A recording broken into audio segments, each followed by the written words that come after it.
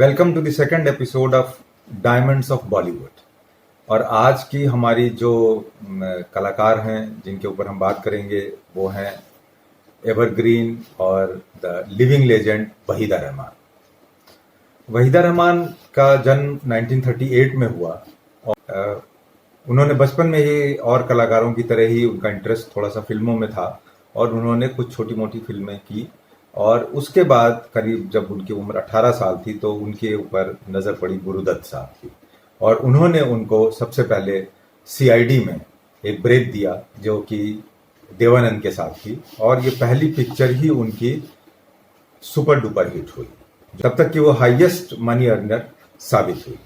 इसके बाद गुरुदत्त साहब को वहीदा रहमान में एक फ्यूचर स्टार नजर आया और उन्होंने उसके बाद ताबड़तोड़ उनके साथ कई फिल्में बनाई और जिसमें कि एक थी कागज के फूल जो 1959 में आई, जो कि उसमें स्टोरी भी करीब करीब स्टोरी लाइन भी उन्होंने वही रखी जिसमें कि वो एक हीरोइन की सर्च में होते हैं और उनको हीरो, और वो कागज के फूल की कहानी भी बिल्कुल सिनेमा की ही कहानी थी कि किस तरह से फिल्में बनाई जाती हैं और फिल्म का जो एक प्रोड्यूसर क्या करता है और कैसे जो सिस्टम है फिल्म का चलता है उसको देखते हुए ही वो कागज के फूल पिक्चर बनाई गई थी। और उसी का जो एक बहुत मशहूर गाना हुआ, तुम रहे न तुम हम रहे न हम।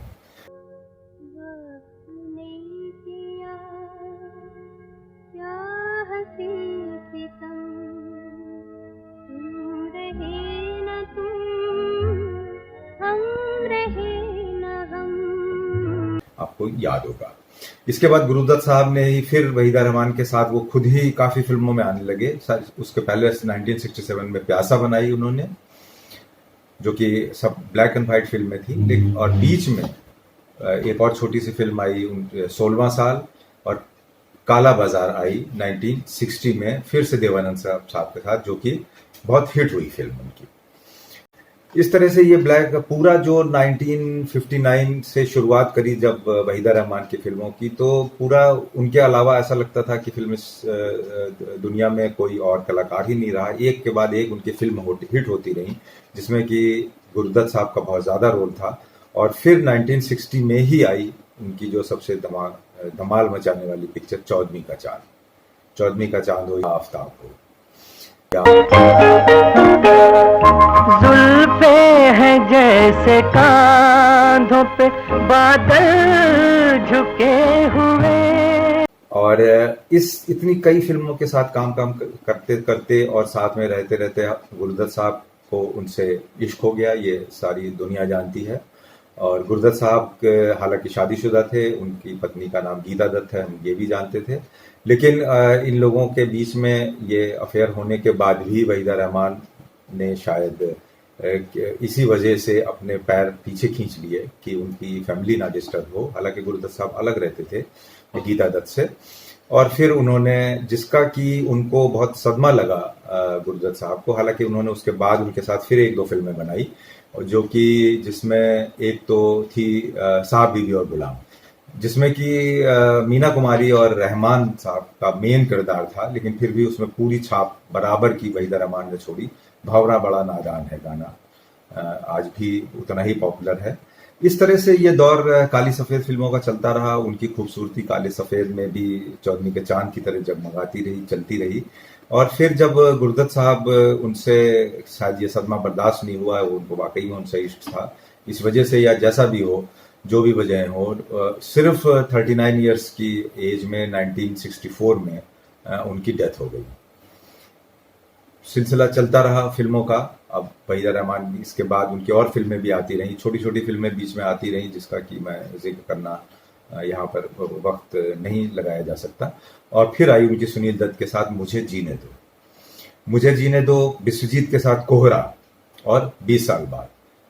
और इन फिल्मों के गाने भी जो हैं वो हम सभी बहुत अच्छे से जानते हैं कि 20 साल बाद का गाना जो उनके ऊपर फिल्माया गया, कहीं दीप जले कहीं दिल, इनकी जोड़ी विश्वजीत के साथ भी काफी पॉपुलर हुई। बेकरार करके हमें यूं न जाइए गाना 20 साल का बाद, और कोहरा का गाना ये नयन डरे डरे, तो ये सब जो एस डी बर्मन का संगीत और इन फिल्म जो इनकी अदाकारी इन कलाकारों की, जिसमें कि वहीदा रहमान को बहुत ही अपलिफ्ट वो होती गई 60s के शुरू में, और फिर पूरा 60 का दशक लगता था कि जैसे कि उनके ही नाम हो गया है।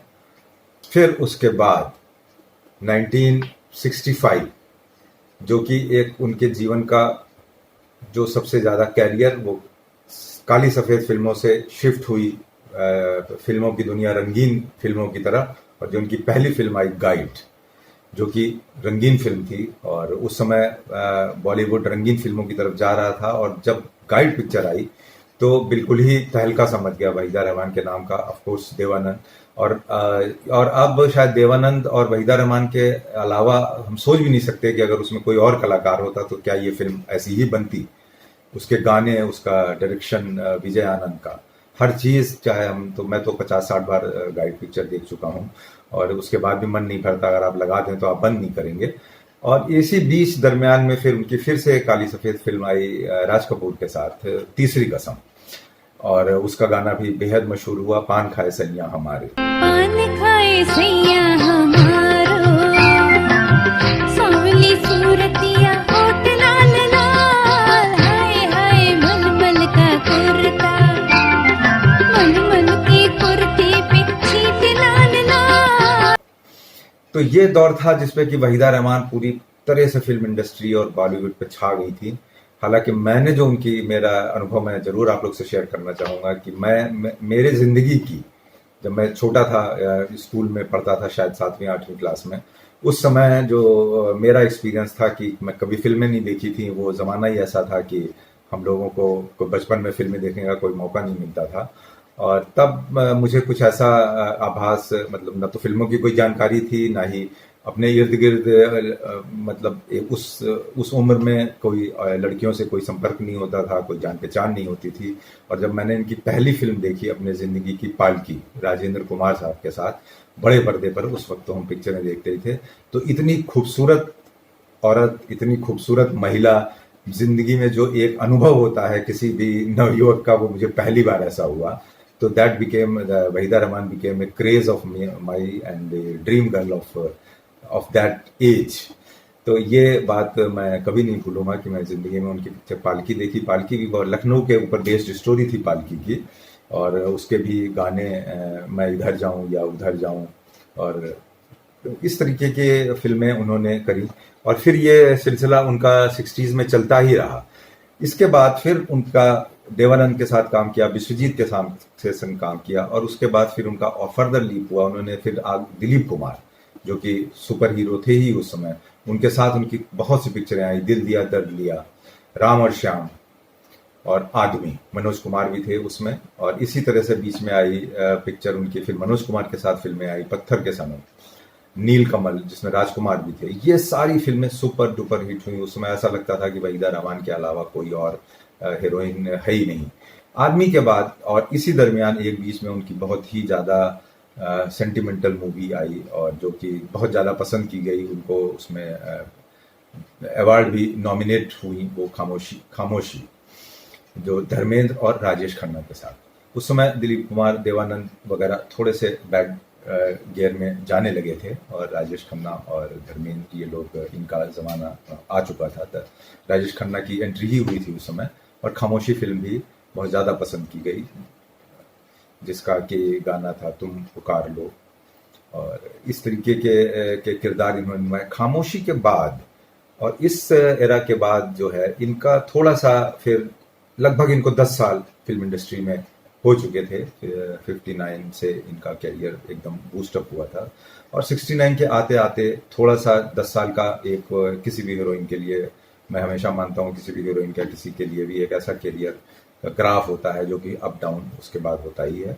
और फिर उसके बाद कुछ नई हीरोइनों की एंट्री हो ही चुकी थी, बेसिकली हेमा मालिनी की, और उसके बाद फिर इनको भी ऐसा महसूस होने लगा कि अब इनको जो है वो दूसरे तरीके के रोल ऑफर भी होने लगे, और उसमें इन्होंने एक्सेप्ट किए, जिसमें कि इनको काफी, उसमें भी इनको काफी सफलता मिली, और लोगों ने इनको उस रोल में भी पसंद किया।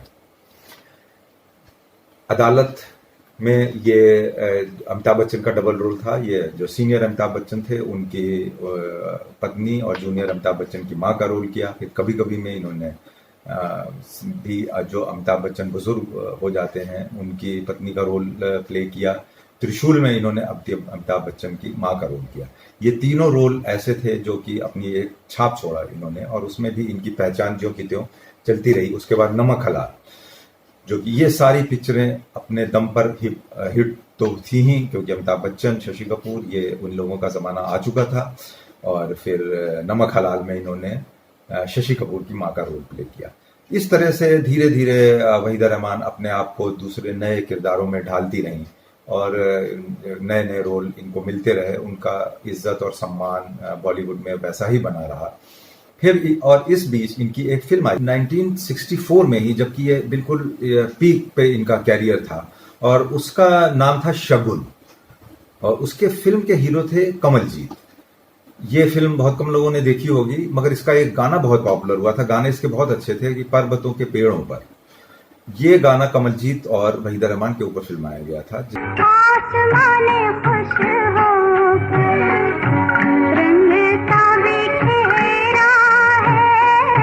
इसमें कि ये बहुत खूबसूरत भी लगी थी। और ये आप बहुत से लोगों को पता ही होगा कि फिर कमलजीत इनकी जिंदगी में आए, वहां से जो भी इनके रिश्ते डेवलप हुए होंगे। फाइनली इन्होंने 1974 में कमलजीत साहब के साथ शादी की, और फिर वक्त बीतता गया, और जो भी वजह रही हो कि 2000 में कमलजीत साहब की डेथ हो गई, जो कि इनका मैरिड लाइफ इनकी ऑफ कोर्स अच्छी बात रही। उन्होंने एक सिल्वर जुबली मनाई उनके साथ, और इस तरह से 2000 में एंटर करते करते वहीदा रहमान जी ने अपना पूरा कंट्रीब्यूशन, पूरा वर्चस्व हासिल करने के बाद धीरे धीरे से उन्होंने फिल्म इंडस्ट्री को एक तरीके से बाय बाय कह दिया। और अब उसके बाद छोटे मोटे चीज़ों में वो दिखाई देती रहती हैं, स्टेज पर भी ये दिखती हैं हम लोगों को, और उनके इंटरव्यूज़ बहुत अच्छे आते हैं जो वो समय समय पर मीडिया में देती रहती हैं। तो इस तरह से ये वहीदा रहमान जी का करियर था, और मेरी ये पहली हीरोइन थी जिनको मैंने पहले बड़े पर्दे पर अपने जीवन में देखा। और मैं अब कामना करता हूँ कि जो बचे हुए जीवन में वो इसी तरह से अपना जो भी सहयोग हो वो देती रहें, and I wish her all the best.